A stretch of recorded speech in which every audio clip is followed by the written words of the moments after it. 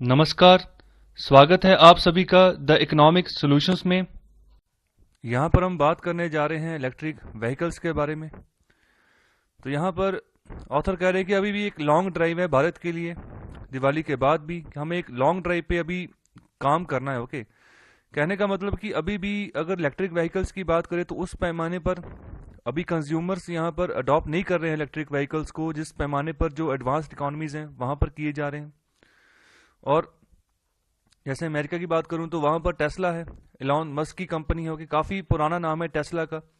तो वो भी यहाँ पर इलेक्ट्रिक व्हीकल्स बनाती है और उसकी अच्छी डिमांड भी है अमेरिका की इकोनॉमी में। तो यहाँ पर भी हमें इंडिया में भी यहाँ पर अभी डिमांड जनरेट करनी है, तो इसके ऊपर भी देखना है। तो साथ ही साथ हमें अपना क्लाइमेट भी देख के चलना है कि उसके ऊपर जो एयर पोल्यूशन है वो कितना घातक जो है इम्पैक्ट डाल रहा है। तो पहले नंबर पे है अगर हम बात करें vulnerability to climate change. Okay, और तीसरे नंबर पर है हम कार्बन डाइऑक्साइड के एमिशन में। ओके, तो इंडिया का जो स्टेक है क्लीन एनर्जी का, ओके, तो अभी इतना हायर नहीं है, इतना बड़े पैमाने पर नहीं पहुंचा है। हालांकि 2022 तक का हमने टारगेट रखा है कि 175 गीगावाट जो है electricity bye renewable energy resources हम प्रोड्यूस करेंगे, लेकिन अभी भी उसमें काफी समय लगेगा। अच्छी इन्वेस्टमेंट चाहिए, अच्छे क्वालिटी के इक्विपमेंट्स चाहिए, उसकी प्रोडक्शन भी इंडिया में करनी है आने वाले समय में। तो इसका पूरा एक स्ट्रक्चर बनते बनते समय लगेगा। तो यहाँ पर इलेक्ट्रिक व्हीकल्स की अगर बात करें, अगर हम इसको स्विच करते हैं, ओके, तो हम एयर पोल्यूटेंट्स और जो पर्टिकुलेट मैटर होता है जो हमारी सेहत को खराब करता है, इससे हम बच सकते हैं अगर हम शिफ्ट करते हैं इलेक्ट्रिक व्हीकल्स की ओर, और कार्बन डाइऑक्साइड को भी एलिमिनेट कर सकते हैं साथ ही साथ। तो यहाँ पर गवर्नमेंट ऑफ इंडिया का एक यहाँ पर पॉलिसी है। ओके, तो यहाँ पर एक प्रोनाउंसमेंट है। तो क्या कहती है कि 2030 तक हम जो है ना जितने भी व्हीकल्स भारत में चलेंगे उसको हम इलेक्ट्रिक कर देंगे, इलेक्ट्रीफाई कर देंगे, चाहे वो स्कूटी मोटरसाइकिल है, चाहे वो आपकी जो बड़ी गाड़ियां हैं, बसेज हैं, ओके, चाहे कार्स वगैरह है। तो मतलब कहने का कि पूरी इकोनॉमी में इलेक्ट्रिक व्हीकल्स जो है वो दौड़ने चाहिए। तो भारत सरकार का 2019 तक का भी टारगेट था कि जितनी भी भारतीय रेलवे है उसका सबका इलेक्ट्रिफिकेशन कर दिया जाएगा। तो यहाँ पर 2019 की अगर बात करें तो काफी हद तक भारत सरकार कामयाब रही है। काफी जो रिमोट एरियाज थे वहां पर भी जो है इलेक्ट्रिक व्हीकल्स जो इलेक्ट्रिफिकेशन है वो यहाँ पर कर दिया गया है भारत सरकार की ओर से, और अभी भी काम जारी है। अभी पूरी तरह से टारगेट कंप्लीट नहीं हुआ है, लेकिन काफी अच्छे पैमाने तक जो है हम पहुंच चुके हैं अगर बात करें इलेक्ट्रिफिकेशन ऑफ रेलवे की। तो यहाँ पर दिल्ली गवर्नमेंट ने भी एक यहाँ पर अनाउंसमेंट की है, ओके, अपनी पॉलिसी में कि ईवी पॉलिसी लेकर आए हैं कि कैसे जो इलेक्ट्रिक व्हीकल्स हैं उनकी बिक्री बढ़े, उनके कंज्यूमर्स बढ़े। तो गुजरात में भी ऐसा ही पॉलिसी आई है, कर्नाटक में भी ऐसी पॉलिसी आई है कि कंज्यूमर्स में डिमांड बढ़े इलेक्ट्रिक व्हीकल्स की। हम कोशिश करें आने वाले समय में कि क्लाइमेट चेंज जो है, क्लाइमेट के ऊपर, एनवायरनमेंट के ऊपर, अपनी हेल्थ के ऊपर जो हम ये खराब इंपैक्ट डाल रहे हैं ना उसको सही कर लें आने वाले समय में। और आगे बात कर रहे हैं कि इंडिया अभी काफी लेट है एवी मार्केट में। अगर बात करें जो फॉरेन की जो कंट्रीज हैं, एडवांस कंट्रीज हैं, वो काफी आगे हैं अभी अभी के लिए फिलहाल। तो यहाँ पर अगर पीछे भी हैं, अभी अभी लेट भी हैं, तो कोई बात नहीं, हम एक स्ट्रांग एंट्री इस फील्ड में ले सकते हैं अगर भारत सरकार, इंडस्ट्री और सिटीजन ये तीनों यहाँ पर अगर मिलकर काम करें। ओके, गवर्नमेंट सपोर्ट दे, सब्सिडी दे यहाँ पर, ओके, यहाँ पर फैसिलिटेट करें इंडस्ट्रीज को कि वो ज्यादा से ज्यादा इलेक्ट्रिक व्हीकल्स का उत्पादन करें, और सिटीजन इस बात को समझे कि इलेक्ट्रिक व्हीकल्स की कितनी इंपॉर्टेंस है आने वाले समय में क्लाइमेट के हिसाब से, अपनी हेल्थ के हिसाब से, तो वो खरीदें उसको। ओके, तो बहुत सारी कंपनीज हैं जैसे इलेक्ट्रिक व्हीकल्स बना रही हैं।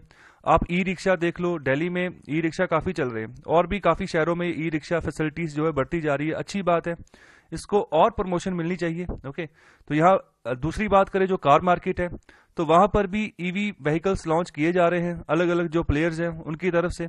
लेकिन फिलहाल अभी क्या हो रहा है, अभी बैटरीज की कॉस्ट बहुत ज्यादा आ रही है। तो यहाँ पर अच्छी क्वालिटी की बैटरीज चाहिए, रिचार्जेबल बैटरीज जो ज्यादा से ज्यादा किलोमीटर्स तक जो है एक टाइम चार्ज होने के बाद चल पाए। ओके, तो ऐसी फैसिलिटी अभी आयात होने में टाइम लग रहा है। ओके, बहुत सारी कार कंपनीज जैसे हुंडई है, उन्होंने कोना नाम की एक कार लॉन्च की थी, लेकिन काफी महंगी थी इसलिए ज्यादा बिक नहीं पाई। ओके, इसके अलावा और भी बहुत सारी कंपनीज हैं, इंडियन प्लेयर्स की भी कंपनीज हैं जो यहाँ पर ईवी लॉन्च कर रही हैं सही दाम में। तो धीरे धीरे यहाँ पर प्रोग्रेस देखने को मिल रही है। ओके, लोग यहाँ पर खरीद रहे हैं, लेकिन अभी ट्रस्ट बनने में टाइम लगेगा।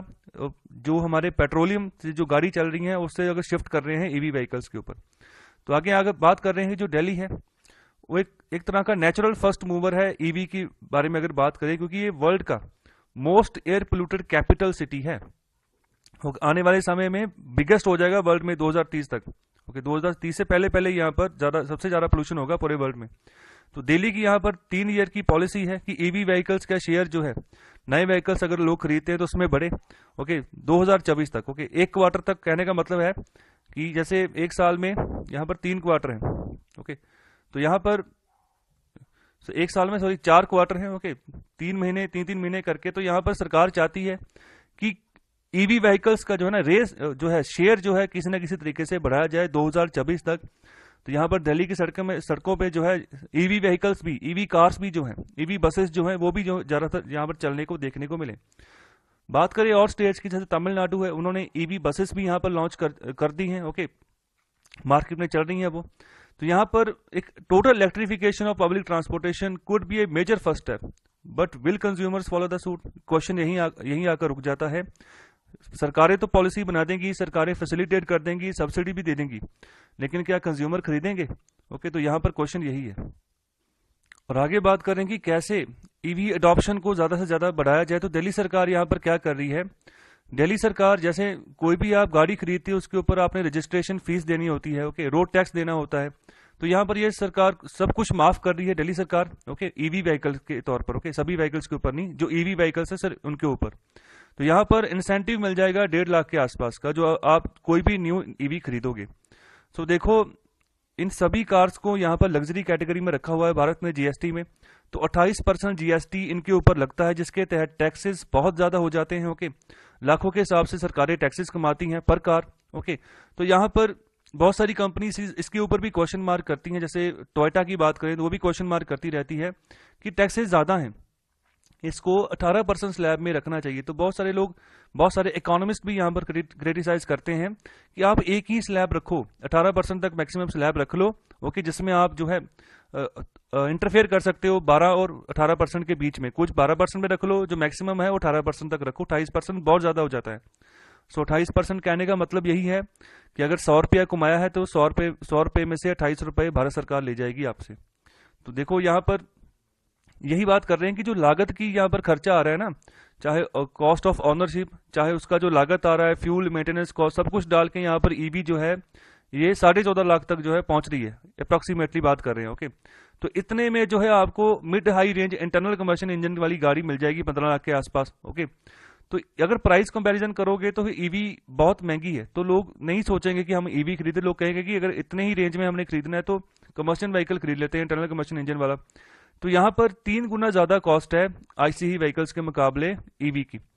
तो यहाँ पर इस कॉस्ट को हम कम कर सकते हैं, जो इनकम टैक्स बेनिफिट से अप टू 2.5 लाख। तो इतना पैसा यहाँ पर सरकार ले जाती है टैक्सेस के रूप में।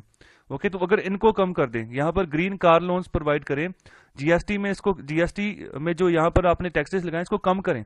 जो रजिस्ट्रेशन टैक्स होता है, जो आरसी बनती है, ठीक है, उसके ऊपर भी टैक्स लगता है, सरकार पैसे लेती है, उसको खत्म करो। ठीक है, जो सेंट्रल और स्टेट इंसेंटिव लगते हैं तो उनको आप जो है यहाँ पर प्रोवाइड करो, इंसेंटिव्स प्रोवाइड करो कि जो जिसकी वजह से जो ईवी है वो सस्ती हो जाए आईसीई इंजन में। तो दिल्ली गवर्नमेंट की यही पॉलिसी है, तो इसके बारे में अभी मैंने आपको बताया है। तो आगे बात करें कि जो बैटरीज है ना, वो अभी फॉरेन से आ रही हैं बनके। ओके, ज्यादातर जो है चाइना से इंपोर्ट हो रही है, उसका रॉ मटेरियल भी चाइना से इंपोर्ट हो रहा है। तो उसकी डोमेस्टिक प्रोडक्शन के ऊपर हमें फोकस करना होगा, और जो व्हीकल पार्ट्स हैं उसको भी हमें डोमेस्टिक प्रोडक्शन के ऊपर जो है यहाँ पर फोकस करना होगा। तो जिसकी वजह से जो कॉस्ट और कम हो जाएगी ईवी की। ओके, तो बैटरी से तो है मेन चीज ईवी की। ओके, इलेक्ट्रिक व्हीकल्स में अगर बैटरीज नहीं होगी, अच्छी क्वालिटी की बैटरीज नहीं होगी, तो गाड़ी किसी काम की नहीं है। तो यहाँ पर अच्छी बैटरीज के ऊपर फोकस करना है, और उसकी प्रोडक्शन, होम प्रोडक्शन के ऊपर भी हमें फोकस करना है, अगर और सस्ती चीज करनी है तो हाल में जो यहाँ पर इंपोर्ट होता है बैटरीज के रॉ मटेरियल का, वो चाइना से हो रहा है। आगे बात कर रहे हैं कि अगर इनके चार्जिंग स्टेशन की बात करें तो इंडिया में अभी तक सिर्फ 650 के आसपास जो है चार्जिंग स्टेशन हैं कार्स के लिए, और जो स्पोर्ट्स यूटिलिटी व्हीकल्स हैं उनके लिए 2018 की अगर बात करें, तो अगर कंपेयर करें चाइना के साथ, तो उसके बाद 4,56,000 चार्जिंग पॉइंट्स हैं अगर चाइना में। ओके, तो कितने ज्यादा हैं। आगे बात करें, अगर चार्जिंग करना है ना ईवी को, तो ये भी एक चैलेंजिंग काम है। ओके, तो यहाँ पर बहुत सारे लोग हैं जिनके घर के अंदर जगह ही नहीं है गाड़ी पार्क करने के लिए। अगर आपने, बहुत सारे लोग ऐसे करते हैं, कंपनी भी ये बोलती है कि आप अगर गाड़ी लेकर जा रहे हो तो जहां पर गाड़ी घर में आप पार्क करोगे ना, हम पूरा का पूरा बैटरी का चार्जिंग सेटअप आप वहीं पर इंस्टॉल करके चले जाएंगे। तो आप गाड़ी अंदर लगाओ और चार्जिंग बटन ऑन करो, आपकी गाड़ी की बैटरी जो है चार्ज होनी शुरू हो जाएगी। लेकिन यहाँ पर बात ऐसी है कि बहुत सारे घर ऐसे हैं, घर के अंदर गाड़ी लगाते नहीं है, घर के अंदर स्पेस है ही नहीं है, वो गलियों में लगाते हैं, तो वहां पर वो कैसे चार्ज करेंगे। तो यहाँ पर इसी चीज को सही करने के लिए कर्नाटका जो यहाँ पर 20% सब्सिडी दे रहा है on installation of EV charging stations की। ईवी चार्जिंग स्टेशंस की इंस्टॉलेशन ज्यादा से ज्यादा बढ़े, लोग चार्ज कर कर रखें, और गाड़ी को गली के बाहर भी लगाना है, गली पे लगाना है तो गली में भी लगा लें। ओके, बड़े शहर जितने हैं तो वहां पर देखो यही चीज चलती है, सड़कों के ऊपर ही गाड़ी लगी होती है और घर के अंदर जगह ही नहीं होती गाड़ी लगाने के लिए। और आगे बात कर रहे हैं यहाँ पर कि जो इंडियन मैन्युफैक्चरर्स हैं उनको यहाँ पर टेस्ला से सीखना चाहिए। जो टेस्ला इतनी बड़ी इन्वेस्टमेंट कर रहा है हाई एंड टेक्नोलॉजी के ऊपर, कि बैटरीज को यहाँ पर और शानदार बनाने के ऊपर यहाँ पर काम कर रहा है, और अच्छी गाड़ियां जो है यहाँ पर बनाकर अमेरिकन को प्रोवाइड कर रहा है। ओके, तो यहाँ पर उसके पास बहुत बड़ी टीम है, अच्छे इंजीनियर्स की, एक्सपीरियंस इंडस्ट्री प्रोफेशनल्स की, जो उसके साथ मिलकर काम कर रही हैं। तो इंडिया यहाँ पर प्लान कर रहा है कि जो यहाँ पर इंडियन कंपनीज उनको इंसेंटिव दे $4.6 बिलियन का, कि वो एडवांस बैटरी मैन्युफैक्चरिंग जो है इसके यूनिट जो है सेटअप करें भारत में। यहाँ पर अभी ऑफर दे रहा है, ओके, प्लान कर रहे हैं अभी। आगे बात कर रहे हैं कि गवर्नमेंट जो सब्सिडीज होती हैं, टैक्स एग्जेम्पशंस होते हैं, ओके, और इंडस्ट्री पार्टनरशिप होती है, तो यहाँ पर ये अगर तीनों चीज अच्छे से होंगी तो ईवी की डिमांड बिल्कुल बढ़ेगी, ओके, आने वाले समय में। तो यहाँ पर एग्जांपल्स ले सकते हैं जिन जिन कंट्रीज ने यहाँ पर गवर्नमेंट सब्सिडीज ज्यादा बढ़ाई हैं और टैक्स कम किए हैं, ओके, और इंडस्ट्री का पार्टनरशिप उससे तालमेल बनाकर चले हैं। तो फॉर एग्जांपल जर्मनी है, यूएस है, नीदरलैंड है, चाइना है, ठीक है, तो उनसे हम सीख सकते हैं। ओके, देखो अगर इकोनॉमिक पॉलिसी के बारे में अच्छे से सीखना हो ना किसी ने, तो यहाँ पर देखो जिन जिन कंट्रीज में कोई एक्सपेरिमेंट हुआ है तो वो उस एक्सपेरिमेंट का क्या रिजल्ट रहा। ओके, जैसे ईस्ट एशिया मिराकल के नाम पर काफी मशहूर थ्योरी थी 1990 से पहले।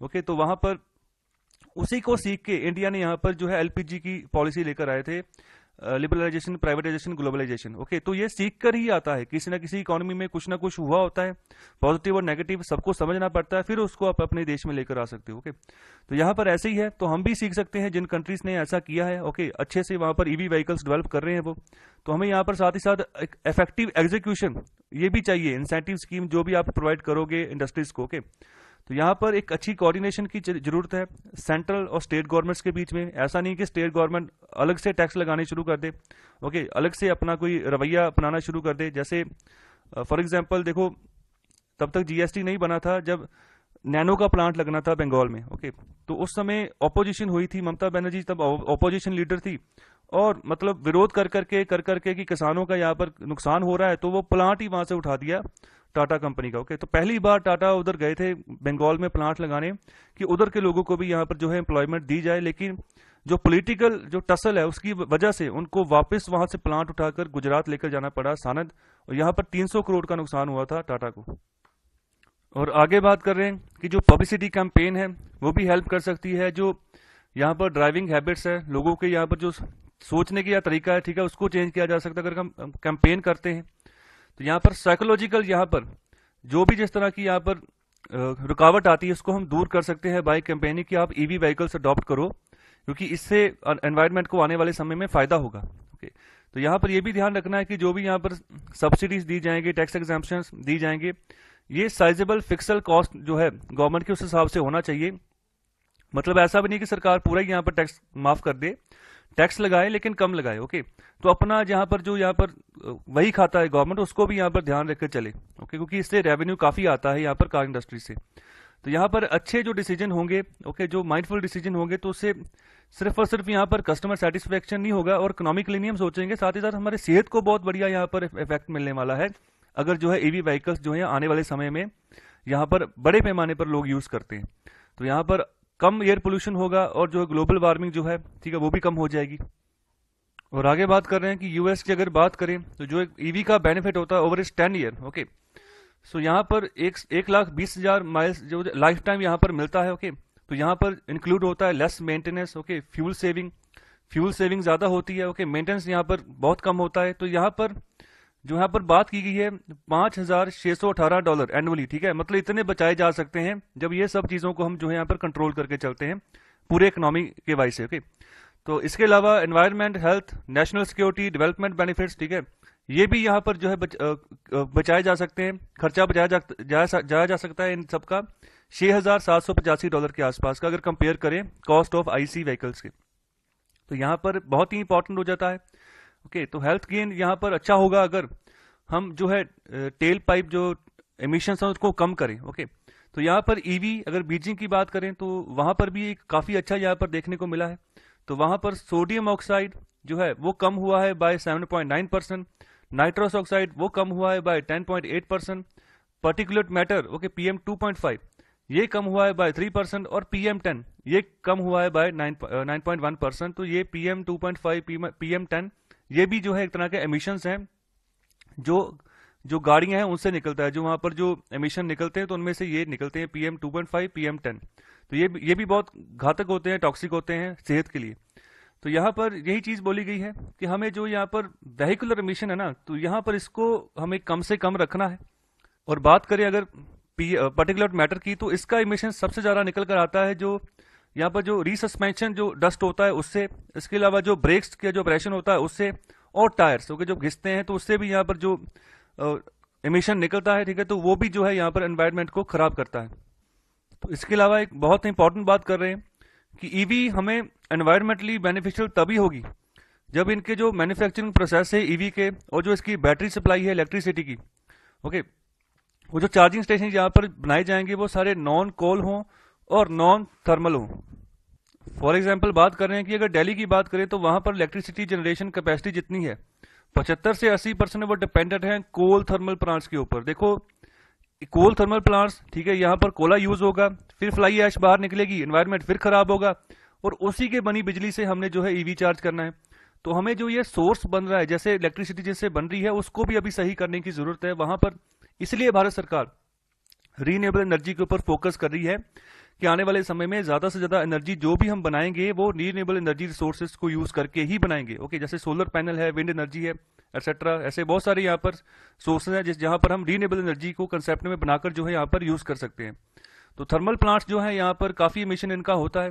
हालांकि यहाँ पर ये भी अप्रोच बनाकर चली जाती है कि जो थर्मल प्लांट से जो फ्लाई ऐश निकलेगी उसको हम यूज करेंगे कंस्ट्रक्शन जो एक्टिविटीज है वहां पर, जो सड़कें बनाएंगे वहां पर, तो वो भी बात की बातें हैं, ये भी हम यूज कर लेंगे, लेकिन टोटली पूरा इसको कंज्यूम नहीं कर पाएंगे, टोटली एनवायरनमेंट को बेनिफिट नहीं पहुंचा पाएंगे। तो यहाँ पर अगर थर्मल प्लांट्स इनको अगर हमने एलिमिनेट करना है तो वो सबसे अच्छी ऑप्शन होगी, लेकिन फिलहाल ये अभी तक लिए फिजिबल नहीं है।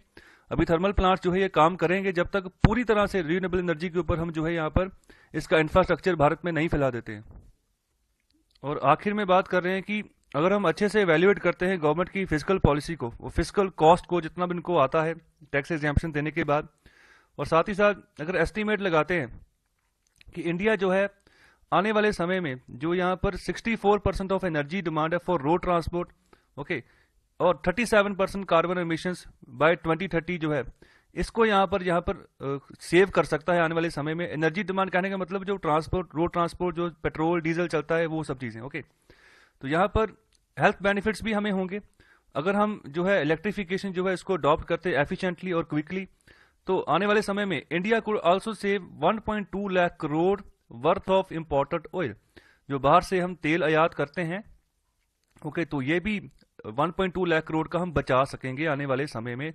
तो इतना फायदा भारत को होगा, भारत की इकोनॉमी को होगा। तो यही पैसा हम जो है यहाँ पर जो इलेक्ट्रिसिटी जनरेशन है इसका इंफ्रास्ट्रक्चर खड़े में जो है करने में लगा सकते हैं आने वाले समय में।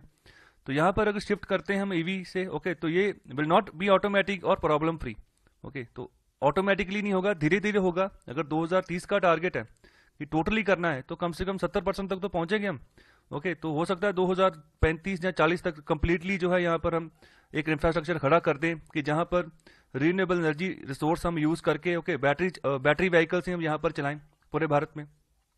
तो यहाँ पर फिजिकल इंसेंटिव जरूरत है, ओके, भारत सरकार को यहाँ पर देखना होगा। जैसे एलपीजी सिलेंडर्स को बढ़ावा दिया था, ओके, यहाँ पर सब्सिडी देके, फिजिकल इंसेंटिव देके, डायरेक्ट बेनिफिट ट्रांसफर स्कीम के तहत यहाँ पर अकाउंट में पैसा आ जाता है, तो उसी तहत यहाँ पर भी इंसेंटिव जो है भारत सरकार को देने होंगे, okay. They should be implemented efficiently on balance the social gains of cleaner energy from EVs far outweigh the physical cost of supporting this drive. Okay, तो यहाँ पर धीरे धीरे अभी थोड़ा सा यहाँ पर बैलेंस बना के चलना है। ओके, सोशल गेन हमें जो है ज्यादा मिलेंगे अगर हम साफ एनर्जी यूज करेंगे। ओके, तो ये हमें ईवी व्हीकल्स को जब हम फॉलो करते हैं इसके पैटर्न को, तो तभी हम जो है यहाँ पर क्लीन एनर्जी का फॉर्मूला इसको प्रमोट कर पाएंगे आने वाले समय में। ओके, सो आई होप आपको ये एपिसोड अच्छा लगा है, तो कृपया लाइक, शेयर और सब्सक्राइब जरूर करें। आपका बहुत बहुत धन्यवाद लेक्चर सुनने के लिए।